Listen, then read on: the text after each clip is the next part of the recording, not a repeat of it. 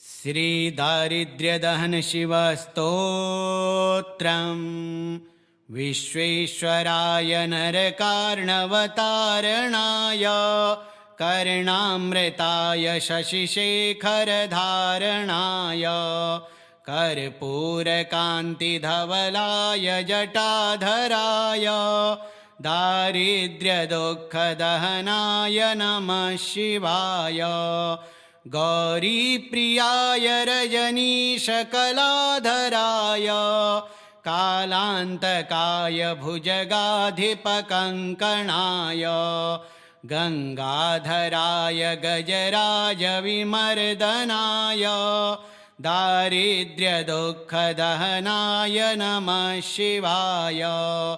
भक्तिप्रियाय भवरोगभयापहाय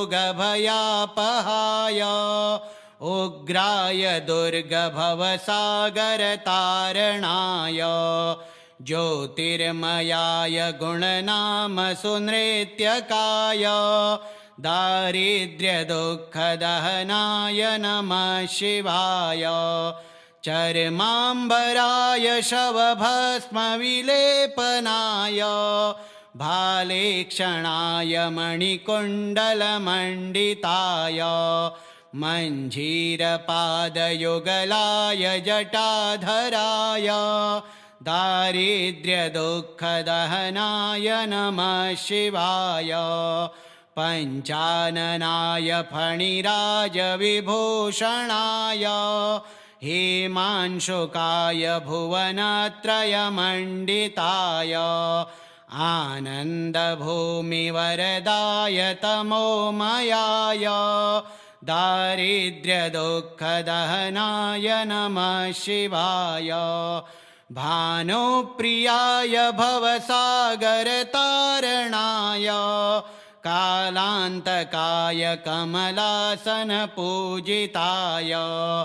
नेत्रत्रयाय शुभलक्षणलक्षिताय दारिद्र्यदुःखदहनाय नमः शिवाय रामप्रियाय रघुनाथवरप्रदाय नागप्रियाय नरकार्णवतारणाय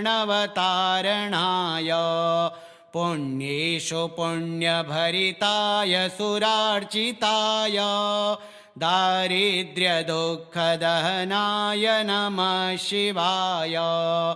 मुक्तेश्वराय फलदाय गणेश्वराय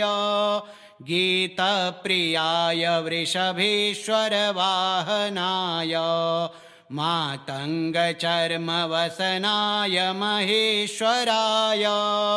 दारिद्र्यदुःखदहनाय नमः शिवाय वसिष्ठेन कृतं स्तोत्रं सर्वरोगनिवारणं सर्वसम्पत्करं शीघ्रं पुत्रपौत्रादिवर्धनं त्रिसन्ध्यं यः पठेन्नित्यं स हि स्वर्गमवाप्नुयात् विश्वेश्वराय नरकार्णवतारणाय कर्णामृताय शशिशेखरधारणाय कर्पूरकान्तिधवलाय जटाधराय दारिद्र्यदुःखदहनाय नमः शिवाय गौरीप्रियाय रजनीशकलाधराय कालान्तकाय भुजगाधिपकङ्कणाय गङ्गाधराय गजराजविमर्दनाय दारिद्र्यदुःखदहनाय नमः शिवाय भक्तिप्रियाय भवरोगभयापहाय उग्राय दुर्गभवसागरतारणाय ज्योतिर्मयाय गुणनामसुनृत्यकाय दारिद्र्यदुःखदहनाय नमः शिवाय चर्माम्बराय शवभस्मविलेपनाय भालेक्षणाय मणिकुण्डलमण्डिताय मञ्जीरपादयुगलाय जटाधराय दारिद्र्यदुःखदहनाय नमः शिवाय पञ्चाननाय फणिराजविभूषणाय हेमांशुकाय भुवनत्रयमण्डिताय आनन्दभूमिवरदाय तमोमयाय दारिद्र्यदुःखदहनाय नमः शिवाय भानुप्रियाय भवसागरतारणाय कालान्तकाय कमलासनपूजिताय नेत्रत्रयाय शुभलक्षणलक्षिताय दारिद्र्यदुःखदहनाय नमः शिवाय रामप्रियाय रघुनाथवरप्रदाय नागप्रियाय नरकार्णवतारणाय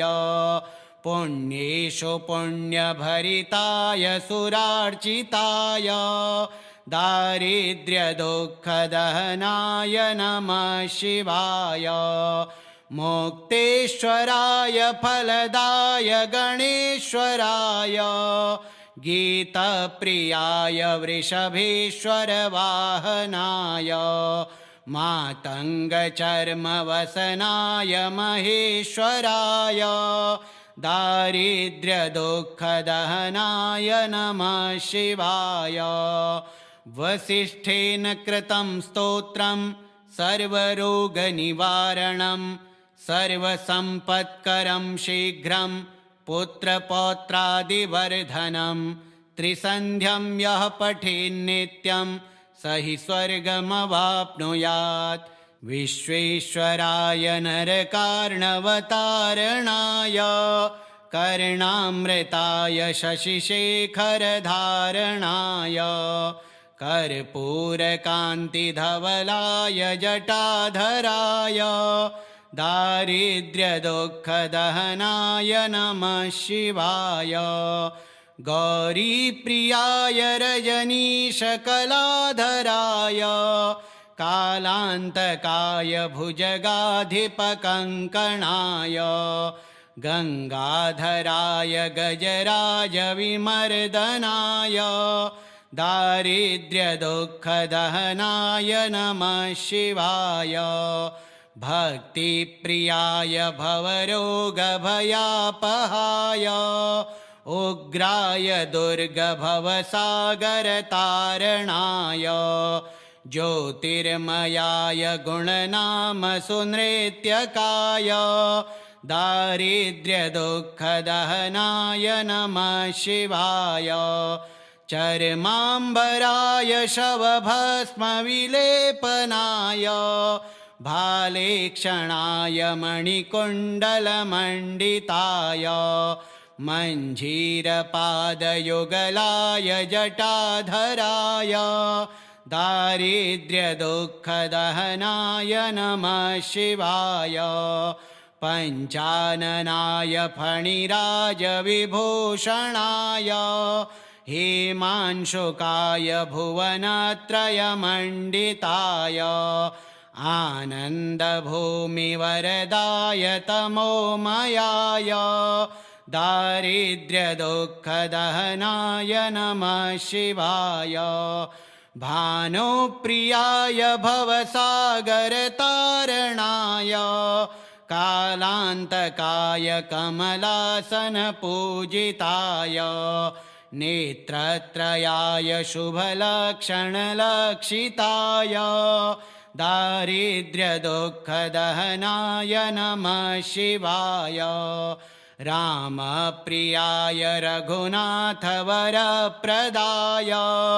नागप्रियाय नरकार्णवतारणाय पुण्येषु पुण्यभरिताय सुरार्चिताय दारिद्र्यदुःखदहनाय नमः शिवाय मुक्तेश्वराय फलदाय गणेश्वराय गीतप्रियाय वृषभेश्वरवाहनाय मातङ्गचर्मवसनाय महेश्वराय दारिद्र्यदुःखदहनाय नमः शिवाय। वसिष्ठेन कृतं स्तोत्रं सर्वरोगनिवारणं सर्वसम्पत्करं शीघ्रं पुत्रपौत्रादिवर्धनं त्रिसन्ध्यं यः पठेन्नित्यं स हि स्वर्गमवाप्नुयात्। विश्वेश्वराय नरकार्णवतारणाय कर्णामृताय शशिशेखरधारणाय कर्पूरकान्तिधवलाय जटाधराय दारिद्र्यदुःखदहनाय नमः शिवाय। गौरीप्रियाय रजनीशकलाधराय कालान्तकाय भुजगाधिपकङ्कणाय गङ्गाधराय गजराजविमर्दनाय दारिद्र्यदुःखदहनाय नमः शिवाय। भक्तिप्रियाय भवरोगभयापहाय उग्राय दुर्गभवसागरतारणाय ज्योतिर्मयाय गुणनामसुनृत्यकाय दारिद्र्यदुःखदहनाय नमः शिवाय। चर्माम्बराय शवभस्मविलेपनाय भालेक्षणाय मणिकुण्डलमण्डिताय मञ्जीरपादयुगलाय जटाधराय दारिद्र्यदुःखदहनाय नमः शिवाय। पञ्चाननाय फणिराजविभूषणाय हेमांशुकाय भुवनत्रयमण्डिताय आनन्दभूमिवरदाय तमोमयाय दारिद्र्यदुःखदहनाय नमः शिवाय। भानुप्रियाय भवसागरतारणाय कालान्तकाय कमलासनपूजिताय नेत्रत्रयाय शुभलक्षणलक्षिताय दारिद्र्यदुःखदहनाय नमः शिवाय। रामप्रियाय रघुनाथवरप्रदाय नागप्रियाय नरकार्णवतारणाय पुण्येषु पुण्यभरिताय सुरार्चिताय दारिद्र्यदुःखदहनाय नमः शिवाय। मुक्तेश्वराय फलदाय गणेश्वराय गीतप्रियाय वृषभेश्वरवाहनाय मातङ्गचर्मवसनाय महेश्वराय दारिद्र्यदुःखदहनाय नमः शिवाय। वसिष्ठेन कृतं स्तोत्रं सर्वरोगनिवारणं सर्वसम्पत्करं शीघ्रं पुत्रपौत्रादिवर्धनं त्रिसन्ध्यं यः पठेन्नित्यं स हि स्वर्गमवाप्नुयात्। विश्वेश्वराय नरकार्णवतारणाय कर्णामृताय शशिशेखरधारणाय कर्पूरकान्तिधवलाय जटाधराय दारिद्र्यदुःखदहनाय नमः शिवाय। गौरीप्रियाय रजनीशकलाधराय कालान्तकाय भुजगाधिपकङ्कणाय गङ्गाधराय गजराजविमर्दनाय दारिद्र्यदुःखदहनाय नमः शिवाय। भक्तिप्रियाय भवरोगभयापहाय उग्राय दुर्गभवसागरतारणाय ज्योतिर्मयाय गुणनामसुनृत्यकाय दारिद्र्यदुःखदहनाय नमः शिवाय चर्माम्बराय शवभस्मविलेपनाय भालेक्षणाय मणिकुण्डलमण्डिताय मञ्जीरपादयुगलाय जटाधराय दारिद्र्यदुःखदहनाय नमः शिवाय पञ्चाननाय फणिराजविभूषणाय हेमांशुकाय भुवनत्रयमण्डिताय आनन्दभूमिवरदाय तमोमयाय दारिद्र्यदुःखदहनाय नमः शिवाय भानुप्रियाय भवसागरतारणाय कालान्तकाय कमलासनपूजिताय नेत्रत्रयाय शुभलक्षणलक्षिताय दारिद्र्यदुःखदहनाय नमः शिवाय रामप्रियाय रघुनाथवरप्रदाय नागप्रियाय नरकार्णवतारणाय पुण्येषु पुण्यभरिताय सुरार्चिताय दारिद्र्यदुःखदहनाय नमः शिवाय मुक्तेश्वराय फलदाय गणेश्वराय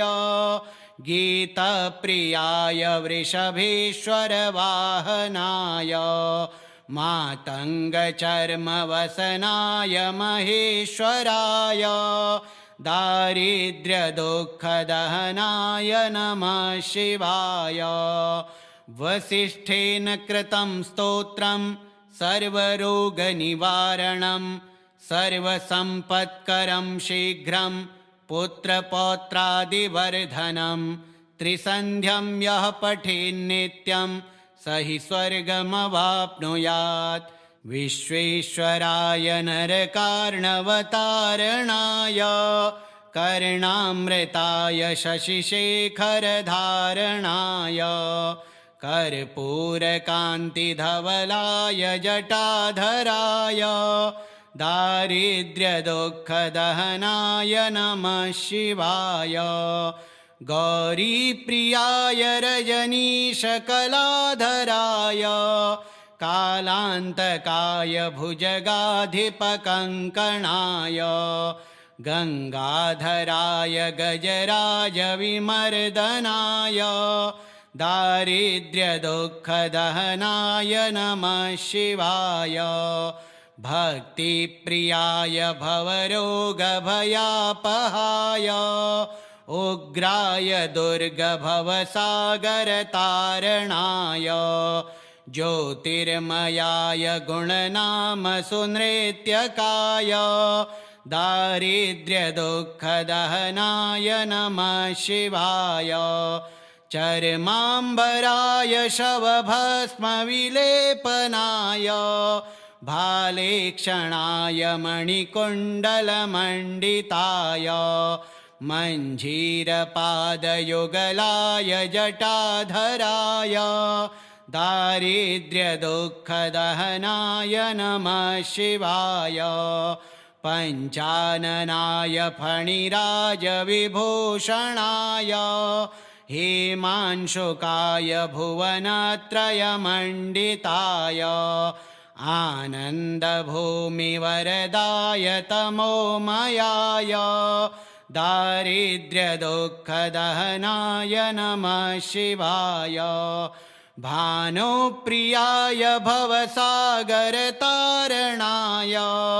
कालान्तकाय कमलासनपूजिताय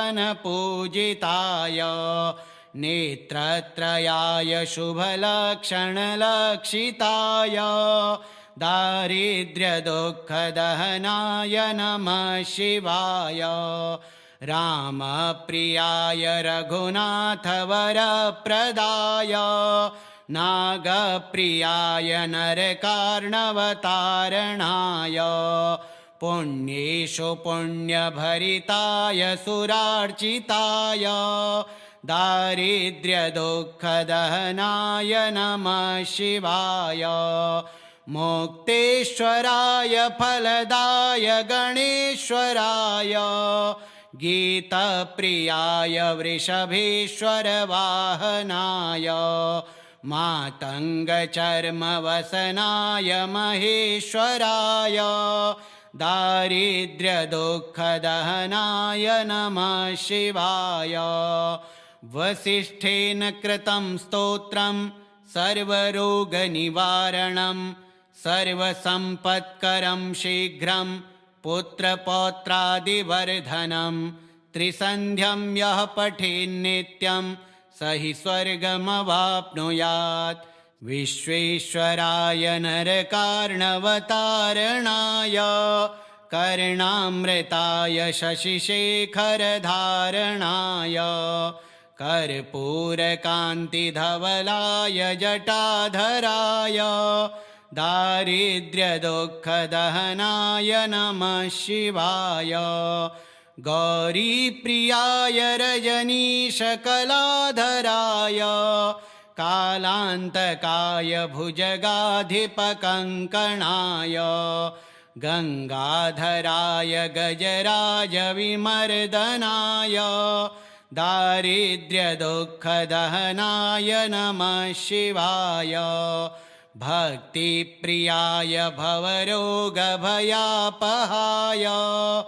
उग्राय दुर्गभवसागरतारणाय ज्योतिर्मयाय गुणनामसुनृत्यकाय दारिद्र्यदुःखदहनाय नमः शिवाय चर्माम्बराय शवभस्मविलेपनाय भालेक्षणाय मणिकुण्डलमण्डिताय मञ्जीरपादयुगलाय जटाधराय दारिद्र्यदुःखदहनाय नमः शिवाय पञ्चाननाय फणिराजविभूषणाय हेमांशुकाय भुवनत्रयमण्डिताय आनन्दभूमिवरदाय तमोमयाय दारिद्र्यदुःखदहनाय नमः शिवाय भानुप्रियाय भवसागरतारणाय कालान्तकाय कमलासनपूजिताय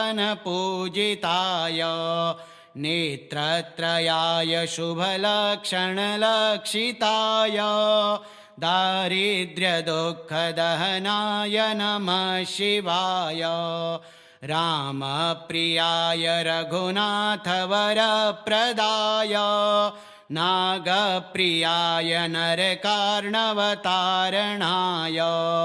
पुण्येषु पुण्यभरिताय सुरार्चिताय दारिद्र्यदुःखदहनाय नमः शिवाय मुक्तेश्वराय फलदाय गणेश्वराय गीतप्रियाय वृषभेश्वरवाहनाय मातङ्गचर्मवसनाय महेश्वराय दारिद्र्यदुःखदहनाय नमः शिवाय वसिष्ठेन कृतं स्तोत्रं सर्वरोगनिवारणं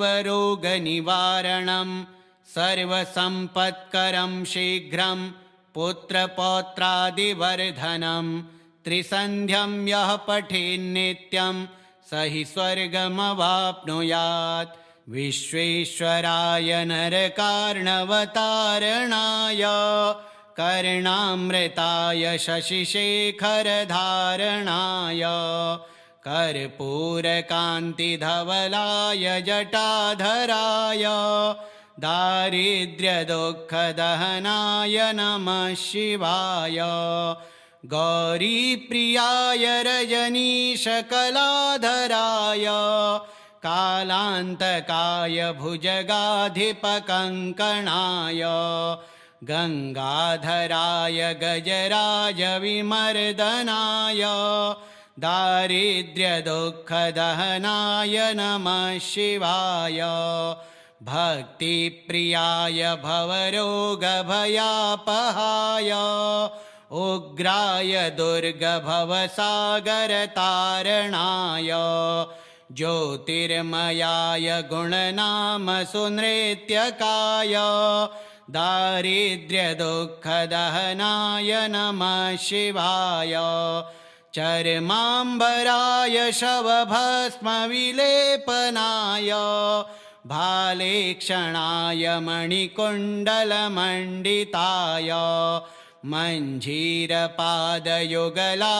जटाधराय दारिद्र्यदुःखदहनाय नमः शिवाय पञ्चाननाय फणिराजविभूषणाय हेमांशुकाय भुवनत्रयमण्डिताय आनन्दभूमिवरदाय तमोमयाय दारिद्र्यदुःखदहनाय नमः शिवाय भानुप्रियाय भवसागरतारणाय कालान्तकाय कमलासनपूजिताय नेत्रत्रयाय शुभलक्षणलक्षिताय दारिद्र्यदुःखदहनाय नमः शिवाय रामप्रियाय रघुनाथवरप्रदाय नागप्रियाय नरकार्णवतारणाय पुण्येषु पुण्यभरिताय सुरार्चिताय दारिद्र्यदुःखदहनाय नमः शिवाय मुक्तेश्वराय फलदाय गणेश्वराय गीतप्रियाय वृषभेश्वरवाहनाय मातङ्गचर्मवसनाय महेश्वराय दारिद्र्यदुःखदहनाय नमः शिवाय वसिष्ठेन कृतं स्तोत्रं सर्वरोगनिवारणं सर्वसम्पत्करं शीघ्रं पुत्रपौत्रादिवर्धनं त्रिसन्ध्यं यः पठेन्नित्यं स हि स्वर्गमवाप्नुयात्। श्रीवसिष्ठविरचितं दारिद्र्यदहनशिवस्तोत्रं शिवार्पणमस्तु।